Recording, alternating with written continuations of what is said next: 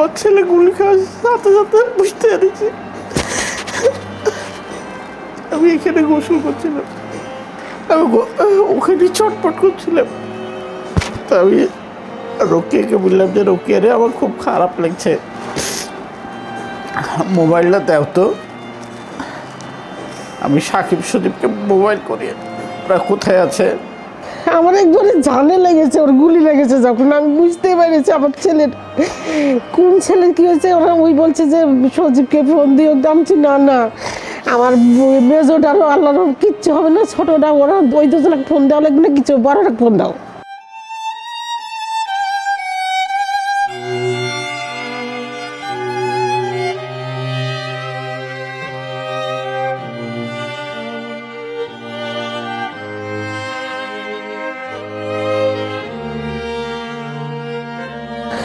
আমি মাথা থুইনি কুনে খাবে, নিচে থুইনি পিঁপড়ায় খাবে বলে এত ভালোবাসা দিয়ে মানুষ করেছি আমি। আর সাকিব খুব চঞ্চল ছিল, অনেক মেধাবী ছিল। আন্দোলন শুরু হয়ে জুলাই মাসে প্রথম তো আমি জানি না, পরে 6-7 দিন আগে আমি বললাম যে বাবা একা একা তো ভালো লাগে না, ওর বউ খুব ভালো, বলছি যে তোমার কি নিশাতে ডাকো, আন্দোলন হলো কি হয়েছে, চলে আসুক। বলছে না আম্মু যেখানে আছে বেঁচে থাকুক, আসতে লেগে আবার যদি কিছু হয়। তো আমি বললাম হ্যাঁ তা অবশ্য ঠিক। তখন আমাকে বললো যে আম্মু একা একা থাকতে পারবো না, এই কথাটা বললো না, একা একা আসছো, একাই তো থাকতে হবে আম্মু। আমার ছেলে যে এগুলো বলছে আমি তো আর বুঝতে পারছি না। বলছে একাই তো থাকতে হবে আম্মু, একা আসছো, একাই যেতে হবে, একাই থাকতে হবে, কেউ না থাকলে ভালো লাগছে না, এটা তুমি ইয়ে করো না। বলছি হ্যাঁ বাবা ঠিকই বলেছো, কিন্তু এগুলো যে এটা হবে আমি তো তা আর বুঝতে পারছি না। আমি যখন মিছিল দেখেছি মোবাইলে, আমিও বলেছি যে এদিকে মিছিল আসলে আমিও যাবো, এত ইয়াং ছেলে মারা যাচ্ছে, আমিও যাব। আমাদের 5 তারিখের কর্মসূচি ছিল সকাল 11টায় তালাইমারি থেকে। তো হচ্ছে যে 10:30 পর্যন্ত তালাইমারিতে কোনো কিছু শুরু হয়নি পুলিশের ইয়ের কারণে। তারপরে তখন আমি ওই সময় যেতে পারিনি। 10:30টার সময় গিয়ে যখন দেখি যে মানুষজন নাই, পরে আমি রুমে ফিরে যাই। রুমে ফিরে গিয়ে কিছুক্ষণ ওয়েট করে তারপরে আবার বের হই। তো রিক্সাওয়ালা মারফতে জানি যে তালাইমারিতে কর্মসূচি হইতেছে, পরে আমি ওখানে যাই। ওখানে যাওয়ার পরে মোটামুটি তখন 12টা বাজে। 12টার সময় হচ্ছে যে ওখানে আমাদের সমন্বয়ক সালাউদ্দিন আমার ঘোষণা দেয় যে আমরা 0 পয়েন্টের দিকে মুভ করব মিছিল নিয়ে। তো অনেক মানুষ ছিল, মোটামুটি 4-5 হাজারের মতো মানুষ। তো ওই সময় হচ্ছে যে আমরা 0 পয়েন্টের দিকে রওনা হই। আমরা 0 পয়েন্টের উদ্দেশ্যে যখন রওনা দেই, আমাদের মিছিল মোটামুটি পঞ্চবটি মহাশ্মশান যেখানে আছে ওই বরাবর, তখন থেকে হচ্ছে গুলি, ককটেল, টিয়ারশেল এসবের আওয়াজ আমরা শুনছিলাম। মানে 0 পয়েন্টের ওই সাইডে ছিল হচ্ছে যে ছাত্রলীগ, আর আমরা এই দিক থেকে যাচ্ছিলাম। তো এই আওয়াজ শোনার পরে আমরা নিজেদের আত্মরক্ষাতে যেগুলো নিয়ে গেছিলাম, কাপড়, তারপর হচ্ছে যে পেস্ট, এইগুলো আমরা নিজেরা ইউজ করার পরে আমরা মিছিল নিয়ে আবারও রওনা হই। যখন আমাদের মিছিল শামুকদম কলেজ বরাবর, তখন হচ্ছে যে টিয়ারশেল আমাদের নিক্ষেপ করে ছোড়া হয় একদম আমাদের মিছিলের মাঝখানে। এটা ছাত্রলীগ ছোড়ে। পুলিশ ছিল, কিন্তু পুলিশ তখন ডিরেক্টলি পুলিশ শুরু করছিল না, ওগুলা অস্ত্রপাতি মূলত হচ্ছে যে ছাত্রলীগের হাতেই ছিল। তো ওরা যখন শুরু করে এসব, তারপরে হচ্ছে যে আমরা ওখানে বসে পড়ি, রাস্তাতেই না পালিয়ে বসে পড়ি। মেয়েরা বসে, কিন্তু ছেলেরা বসে না। তো সেই কারণে আমরা আবার মেয়েরা উঠে দাঁড়াই। মেয়ে খুব একটা বেশি সংখ্যক ছিল না, তারপরে মোটামুটি একটা পরিমাণ ছিল। তখন আমরা যখন উঠে পড়ি, আমরা হচ্ছে যে লাইনের মিডিলে, আর আমাদের সামনে কিছু ছেলেরা ছিল। ওই যে ছেলেরা ছিল আমাদের সামনে, ওইখানেই সাকিব আঞ্জুম ভাই ছিল, যদি আমি তখন তাকে চিনতাম না, তার পরিচয়ও জানতাম না। তো আমাদের লাইন যখন এই শামুকদম কলেজের সামনে, তখন 12টা 12:30 হবে, 12:30 আশপাশে হবে, আমার এক্স্যাক্ট টাইমটা মনে নেই। কারণ আমরা যখন উঠে দাঁড়াই মিছিলের মাঝখানে, তো পেছন থেকে আমি শুনতে পাই একবার যে শেখ হাসিনা পালিয়ে গেছে। 12:30 টাইমটা নোট করবেন, 12:30। আমি হচ্ছে যে ওই পেছন দিকে যখন এই কথাটা শুরু হয়, তখন পেছনে হট্টগোল শুরু হয়েছে। পেছনে হট্টগোল, আমরা পেছনে ফিরে সামনে থেকে তখন আমাদের টাক করে একদম ডিরেক্ট গুলি করা শুরু করছে। এক বাড়িতে নক করে বাড়িতে ঢুকতে পারি না। পরে যেই বাড়িতে ঢুকছিলাম ওই বাড়ির গেটটা ছোট ছিল, একটা ভাইয়া ছাদ টপকায় উপরে উঠছে গেটের, ছোটো যেহেতু ইয়ে ছিল, উঠে ভেতর থেকে দরজা খুলে দিছে। পরে আমরা জোরপূর্বক ওই বাড়ির মধ্যে ঢুকে গিয়েছিলাম। ঢুকে আমরা জাস্ট 1 মিনিটও হয়নি দাঁড়াইছি, সাকিব ভাই হচ্ছে যে একটা ভাইয়ের সাথে ধাক্কা খেয়ে পড়ে গেল। পরে তাকায় দেখি যে ওনার পুরো শরীর রক্তাক্ত, খুবই অবস্থা খারাপ, পুরো টি-শার্ট ভিজে গেছে ব্লাডে। মানে ওই বাড়িতে আমরা 1 মিনিটও দাঁড়ানোর সময় পাইনি। ততক্ষণে আমাদের দরজা কেটে 3জন ছাত্রলীগ ঢুকে গেছে। পরে হচ্ছে আমরা যে যার মতো 3টা রুম ছিল, রুমের মধ্যে ঢুকে পড়ছি। সাকিব ভাই বারান্দাতেই পড়া ছিল। আমি যে রুমে ঢুকছিলাম সেই রুমের একদম দরজা বরাবর ভাইয়া হচ্ছে যে লম্বালম্বিভাবে শোয়া ছিল। পরে আমরা ঢুকে একদম পিন পতন সাইলেন্ট, আমরা কোনো কথা বলছি না, কারণ ওই সময় তো আমাদের মধ্যেও আতঙ্ক, কী হবে না হবে আমরাও জানতাম না। তো ভাইয়া বাইরে পড়েছিল। ওই সময় 3জন আসে, এসে ভাইয়াকে বেধড়ক লাঠিসোঁটা পাইপ বেধড়ক পিটাইতেছে নিচের দিকে, মাজার নিচের থেকে। ওই গুলি খাওয়া অবস্থাতে মানে খুবই মারছে, আমরা ভেতর থেকে দেখতেছিলাম দরজার ফাঁকা দিয়ে। মারতেছে আর বলতেছে এই বাড়িতে আরও অনেকে আছে, আগুন নিয়ে আয়, সব কটারে পুরাই মারবো। আমরা অলমোস্ট 20-25 জন ঢুকছিলাম এই বাড়িতে। তো আমরা যেই রুমে ঢুকছিলাম ওই রুমে আমি একা মেয়ে আর 4টা ভাইয়া ছিল, আমি তাদের কাউরেই চিনি না। গুলি বিদ্ধ হওয়ার আগে কয়েকটা মেয়ে বলছিল যে চলে আসছিল দৌড়ায়, অনেকখানি চলে আসছে, ভাইয়া বাঁচান ভাইয়া করেছে, ভাইয়া দৌড়ে চলে গেছে। আবার যাই ওদের সামনে যা বলেছে খবরদার মেয়েদেরকে আপনারা ইয়ে করবেন না, ধরান ধরান। এই দিক দিয়ে যে শামুকদম কলেজ আছে, ওই শামুকদম কলেজের উপর দিয়ে দৌড়ায়, অনেক আগে দিয়েছে, দিয়ে ওই পিছিয়ে দৌড়াইতে তখন গুলি করছে। আমার ছেলের সেদিন তাই হয়েছে। ওই দিন ফোন করেছে আমাদেরকে, আধা ঘন্টা বাইচে ছিল, যদি আমাদেরকে বলতো এরকম এরকম জায়গাতে আছি। ওরা ওই অ্যানি বলছে যে আন্টি আমি এত বলেছি ভাইয়া আপনার আম্মু আম্মু বলেন, আর আমরা তো বুঝতে পারছি না কোথাকার ছাত্র, ওর বাড়ি যেখানে তা তো আমরা জানি না। বুঝতে পেরেছে আওয়ামী লীগের নেতা ওই ডাব্লু সরকার মোবাইলে বলেছে যে এই ঘরে অনেক ছাত্র ঢুকেছে, 25-30 জনের মতো। বলেছে এই ঘরে হচ্ছে কি কেরাসিন ঢাল আগুন ধরে দাও, সব বাড়ায় আসবি। তখন আমার ছেলে বলেছে আমি তো আমাকে তার মেডিকেলে নিয়ে যেতে পারবেন না, তাহলে তো আমি হলে আর বাঁচব না আমি। তাহলে ভিতরে ঢুকে গেছে, তখন হচ্ছে রড দিয়ে মারেছে, পড়ে গেছে, আর ওরা দরজা লাগাই দিয়েছে। পরে দরজাটা খুলেছে, ওরা ওই একাই উঠে যায় ঘরের মধ্যে চকির পরে শুয়েছে, অঝরে ব্লাড ভাঙছে। ছেলে পেলেও মানে থরথর করে কাঁপছে, কি একটু ঠাসে ধরেও নি, বোঝে না, ধরেও নি যে একটু ভালো করে ধরি, তাহলে তো এই ছেলেটা নিজেই অনেকক্ষণ ধরে রাখছে। অ্যানি বলছিল যে আন্টি কী বলবো, নিজেই অনেকক্ষণ ধরে রাখলো। যখন নিস্তেজ হয়ে গেছে, ওই বাড়ির একটা ছেলে ইউসুফ নাম, ওকে বলেছে ভাইয়া আমার আম্মুক বলে যেন আমার করলে মাফ করে দেয়, আমার আম্মুক যে বলবেন আপনি আমার মাপছেন। তোরা যখন মারা শুরু করছে তখন ওই বাড়ির হচ্ছে যে মালিক যে ওই আঙ্কেলটা বের হয়ে অনেক কাকুতি মিনতি করছে যে বাবা এত গুলি খেয়ে আসছে, এ মরেই যাবে, আর মারিস না, আমাদের আর বিপরে ফেলিস না, তোরা বাইরে যা, এ তো মরেই যাবে। পরে ওদের রিকোয়েস্টে অনেক জোরাজোরি পরে ছাত্রলীগগুলো বাড়ির গেটের বাইরে গেছে, কিন্তু বাড়ির সামনে থেকে নড়েনি তারা। তখন আরও ছাত্রলীগ ওখানে চলে আসছিল, ওরা গ্যাঞ্জাম করতেছে গেটের সামনে, কারণ যেহেতু দেখছে যে আমরা অনেকে ঢুকছি, এই জন্য ওরা গেটের সামনে থেকে সরতেছে না। পরে ওরা যখন গেটের বাইরে গেছে, আমরা দরজা খুলে সাকিব ভাইয়াকে টেনে ভিতরে নিয়ে নিছি। তখনও ভাইয়া অনেকখানি মানে সবল ছিল আর কি। আমরা যখন ধরছি ভাইয়াকে, ভাইয়া নিজেই উঠে ভেতরে গেছে, ধরার পরে ভেতরে গিয়ে আমরা দরজা লাগাই দিছি। তখন মানে ভাই অনেক কাকুতি মিনতি করতেছিল, পানি খাইতে চাইলো অনেকবার। তো বাইরে থেকে ওই ইউসুফ ভাই মানে বাড়িওয়ালার ছেলে, উনি পানি দিল কয়েকবার।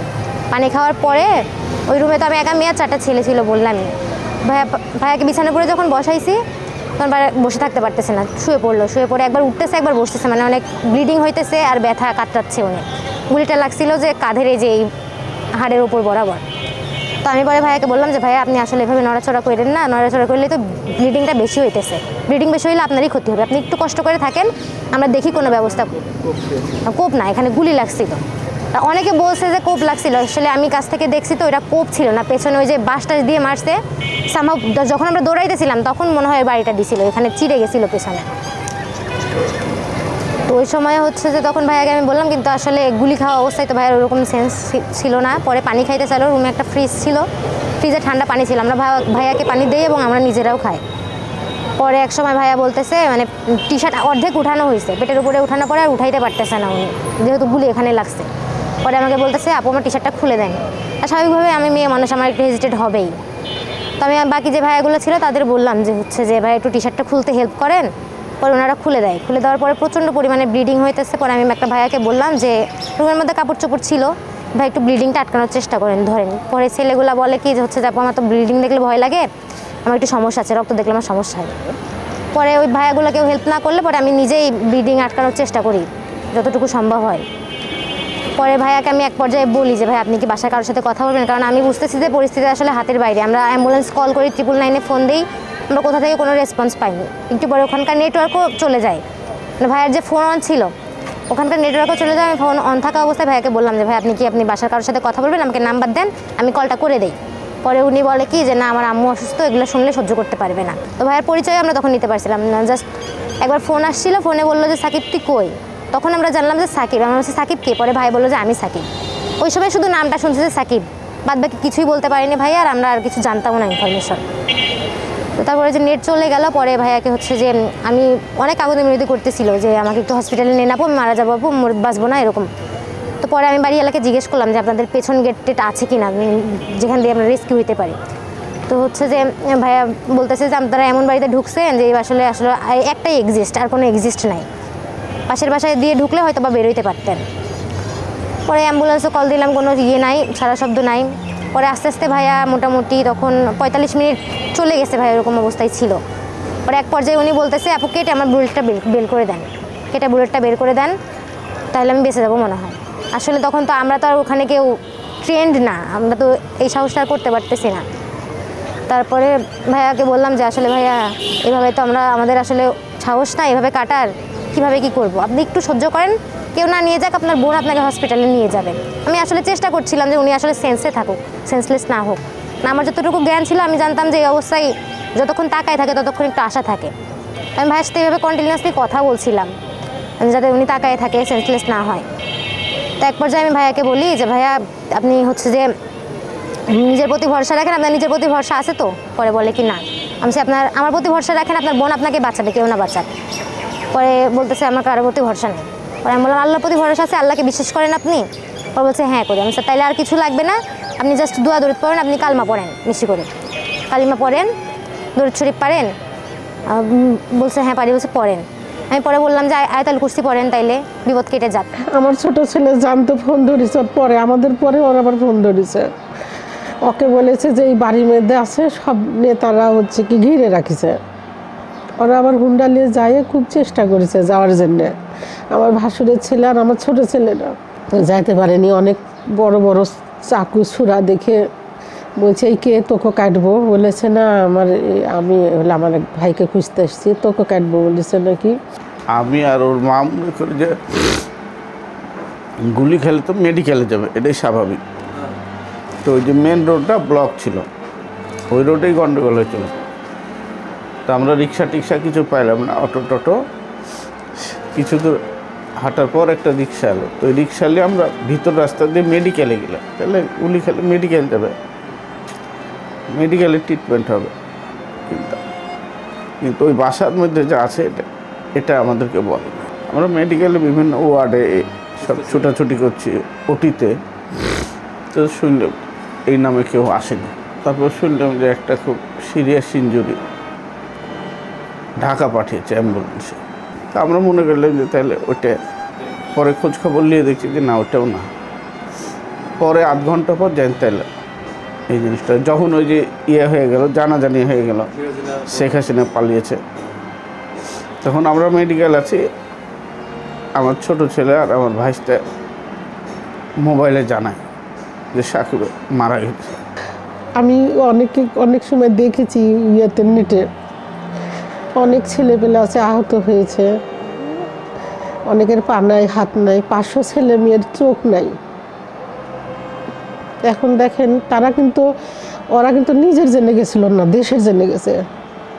ওরা কিন্তু ওদের নিজের স্বার্থের জন্য যায়নি, দেশের জন্য গেছে।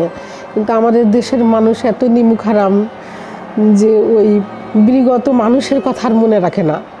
তারা কি ভালো করলো না মন্দ করলো, এটা মন্দটা তো করে খুন খারাপি করে যাচ্ছে, ওটা তো বিচার কাছার হয়ই না। আর যারা ভালো করছে, ভালো মানুষও মনে রাখে না। আমি আশ্চর্য হয়ে যাই। তো এই যে যাদের 500 ছেলে মেয়ের চোখ নাই, এরা তো ধরেন যে একবারে দুনিয়া থেকে বিতাড়িত হয়ে গেছে। আসলে এদের জন্য আমার খুব কষ্ট হয়, আমার ছেলের জন্য কষ্ট হয়, এদের জন্য আরও বেশি কষ্ট হয়। তো শুনেছি, 2-4টা দেখেছি, আরও অনেকে এমন আহত আছে যে তাদের চলাফেরা দায় হয়ে গেছে। তো এই সরকার যেন তাদেরকে মানে এমন ব্যবস্থা করে যে তারা সারা জীবন যেন চলতে কোনো কষ্ট না পায়।